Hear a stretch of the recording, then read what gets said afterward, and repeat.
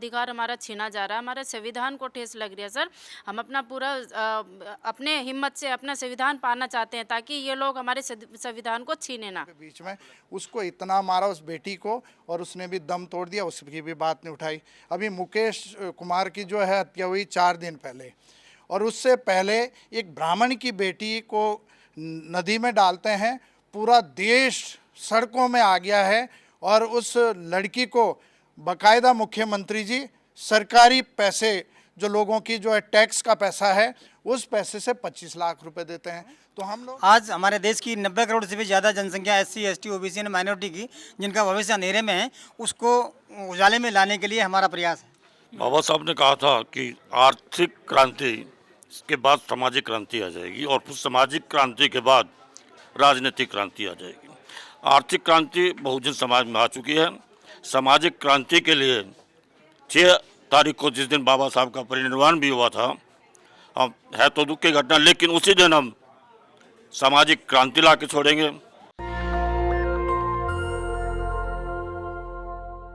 बड़ी बैठक हुई है, नाम है इसका गोलमेज सम्मेलन। आपको याद ही होगा, गोलमेज एक ऐतिहासिक सम्मेलन है जहां बाबा साहब ने अंग्रेजों से अपने अधिकार छीने थे।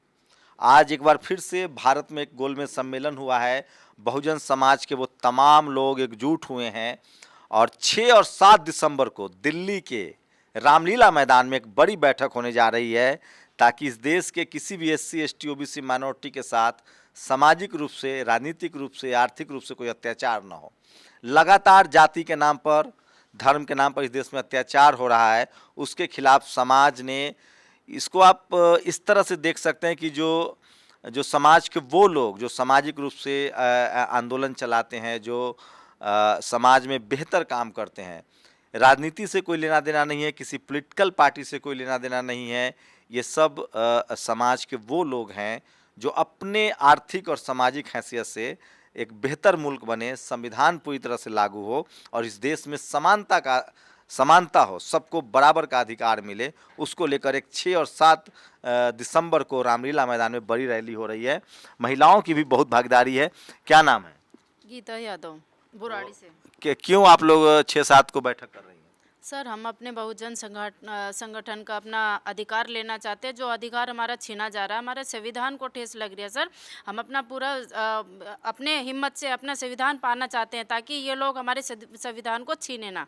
आपको लगता है कि संविधान खतरे में है? जी बिल्कुल खतरे में है सर। तो देखिए, ये ऐसा पहले नहीं होता था। पहले ये भी था कि तमाम सवर्ण समाज के लोग ही अपना पब्लिक ओपिनियन बनाते थे कि ये सही है, ये गलत है, कभी ये आना चाहिए, कभी वो आना चाहिए, लेकिन बहुजन समाज को उससे कुछ हासिल नहीं हुआ।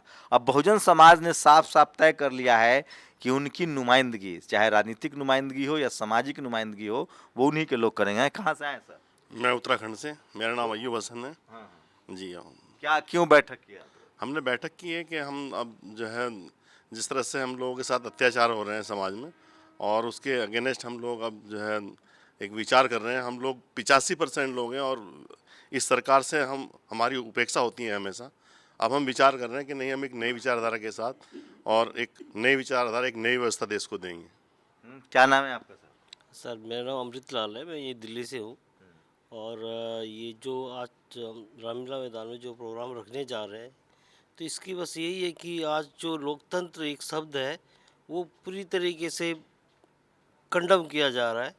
तो ऐसा ना हो, उसके लिए आवाज़ उठाने के लिए हम ये एक प्रोग्राम रख रहे हैं उस दिन। मैम, आप क्या कहेंगे? मैं लोकतंत्र तो बचाना है ही। 6-7 तारीख के लिए जो हो रही है ये मीटिंग, ये ऐतिहासिक ही होगी। और क्योंकि हमारे सारे अधिकार छीन लिए गए हैं, और सबसे ज़्यादा जो हमारे शिक्षा पे अत्याचार हो रहा है, कुठाराघात हो रहा है, सारे स्कूलों को बंद किया जा रहा है। दिल्ली के केजरीवाल वैसे न्यूयॉर्क टाइम्स में कहते हैं कि हमारे स्कूलों की बहुत अच्छी दशा हो रही है और हम बहुत अच्छे स्कूल बना रहे हैं, लेकिन वही केजरीवाल सरकार अप्रैल के महीने में 40 स्कूल मर्ज कर चुकी है, स्कूलों को बंद करने की सोच रही है और स्कूलों को बेच भी रही है। अभी हम यहाँ शक्तिनगर में गए हैं, वहाँ कोएड स्कूल कर दिए हैं, मिला के स्कूल खाली करवा रहे हैं। और नेताजी नगर गए हैं, वहाँ नेताजी नगर में भी सेक्टर 13 में उन्होंने एक स्कूल को शिफ्ट कर दिया है और वो इतनी बड़ी जगह है कि वहाँ कॉलेज तक हो जाएगा स्थापित। लेकिन वो स्कूल की जगह 20 कमरे भी नए बने पड़े हैं, लेकिन उस स्कूल को उन्होंने खाली करा के दूसरे स्कूल में शिफ्ट कर दिया है। वो ज़मीन वो किसी प्राइवेट हाथों में बेचेंगे या फिर उस स्कूल को किसी स्कूल बना के ये किसी प्राइवेट NGO को दे देंगे। तो देखिए ये एक पब्लिक प्रेशर ग्रुप तैयार किया जा रहा है ताकि जो सामाजिक मुद्दों पर, चाहे वो आरक्षण का मसला हो, संविधान का मसला हो, डेमोक्रेसी का मसला हो, उस पर अपनी बात रखी जाए। आपका क्या नाम है? मेरा नाम श्रीमद धनिल ब्रह्मा आदित्य है जी। कहाँ से आए हैं? मैं द्वारका दिल्ली से आया हूँ और हम लोग सर 500 संगठनों को मिला करके एक सिनर्जी पैदा कर रहे हैं, एक बहुजन परिवार का निर्माण कर रहे हैं, जिसके तहत हम लोगों ने डिसाइड किया है कि 6 और 7 दिसंबर को रामलीला मैदान में एक बहुत बड़ा का आयोजन करेंगे, जिसमें देश के 500 से ज़्यादा मतलब जितने भी संगठन हैं, जो बहुजन संगठन हैं, सारे भाग ले रहे हैं। क्योंकि देश उत्तराखंड से हूं और मैं संयुक्त किसान मोर्चा का जो है फाउंडर सदस्य भी हूं। और जिस तरीके का गोलमेज कॉन्फ्रेंस आज दिल्ली में हुआ है, ये इतिहास बनाने जा रहा है। और 6 और 7 तारीख को रामलीला मैदान के अंदर एक बहुजनों का जो एक ताना बाना है वो देश के सामने और दुनिया के सामने आएगा। और बहुजन परिवार किसी भी सूरत में जिस तरीके से अत्याचार अन्याय अभी आपने देखा उत्तराखंड में किस तरीके का एक जगदीश की हथौड़े से पीट कर हत्या की गई, ना कांग्रेस ने बात उठाई ना बीजेपी ने उठाई। इसी तरीके से एक मनाली लड़की को केवल एक परिवार था, वो ब्राह्मणों और ठाकुरों के बीच, केवल जो है ब्राह्मण समाज और ठाकुर समाज के बीच में ही कोई मरेगा तभी आप मुआवजा देंगे। इसके लिए हम बहुत जल्दी उत्तराखंड की सड़कों पर उतरने वाले हैं। ये तो डेटा है, इस देश में सबसे ज़्यादा जाति के नाम पर हत्याएं होती हैं, लेकिन कहीं कोई चू तक की आवाज़ नहीं आती है। लेकिन वही सोचिए, जिस समाज में, मैं बार बार कह रहा हूँ, जो समाज सड़कों पर होता है वो अधिकार पाता है, जो समाज घरों में रहेगा वो लाशें उठाएगा। लगातार बहुजन समाज के लोगों के साथ रेप हो रहे हैं, हत्याएं हो रही है, वो खबर तक नहीं बन पाती। मैं फिर कह रहा हूँ, किसी भी तरह की हत्या के हम लोग खिलाफ हैं, अपराध के खिलाफ हैं। बस कंपेयर इसलिए किया जा रहा है कि ये 2 तरह की नीति क्यों? क्या SC ST OBC माइनॉरिटी की हत्या नहीं है? क्या उनकी बहन बेटियों का जो एट्रोसिटी हो रहा है वो एट्रोसिटी नहीं है? सवाल तो ये है सबसे बड़ा कि आखिर इस देश का टेलीविज़न, अखबार और तमाम जो पब्लिक प्रेशर ग्रुप है वो सिर्फ सवर्ण समाज के ही मामलों में क्यों बोलता है? क्या है प्रोग्राम सर? ये हमारा बहुजन परिवार की तरफ से ये 500 संस्थाओं को हमने इकट्ठा किया है। और ये इकट्ठा इसलिए किया है कि जिस देश में जो हमें अपेक्षाएं थीं संघी सरकार से या केजरीवाल सरकार से, यहाँ सबसे ज़्यादा अत्याचार हो रहे हैं। और अत्याचार ही नहीं, अत्याचार के खिलाफ हैं। हम चाहते हैं कि जो इस संगठन का उद्देश्य ये है, चाह रहे हैं कि इस देश में जो हज़ारों वर्षों से सामाजिक व्यवस्था चली आ रही है, उस व्यवस्था परिवर्तन को करके समानता, स्वतंत्रता, भाईचारे के साथ एक नए समाज का निर्माण हो, ताकि हम सभी बहुजनों की उसमें हिस्सेदारी हो, भागीदारी हो। जैसे आपने देखा होगा पिछले 23 सितंबर को समानता का संकल्प दिवस मनाया गया, जिसमें दिल्ली में 500 संगठनों ने एक जगह आकर के वो एक बहुजन परिवार की संकल्पना को रखी है। और इसी संकल्पना के साथ साथ हम जो बहुजन समाज पे, बहुजन भारत के तमाम SC ST OBC माइनॉरिटी के ऊपर जो अत्याचार ढाया जा रहा है कई सदियों से, तो उसके खिलाफ मैं डॉक्टर आसिम अथिया उत्तम नगर से।